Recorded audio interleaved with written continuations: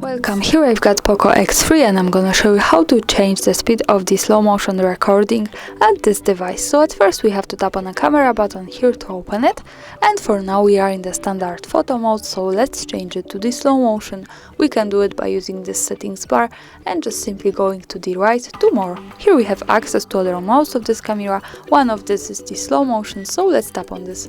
And here we are, we can start recording the slow motion video by using this big red button here. We can also go to the right corner where we have access to other settings we can manage, and the first one, settings bar here, allow us to change the speed of the slow motion.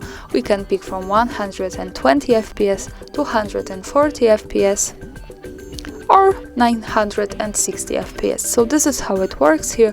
For now, let me stay, for example, on this one, 240, and let me start recording the slow motion video.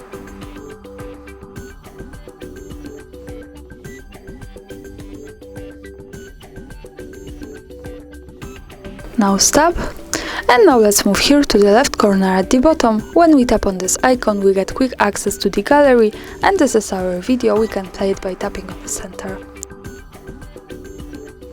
And as you can see, this is how the slow motion video with 240 fps speed looks like.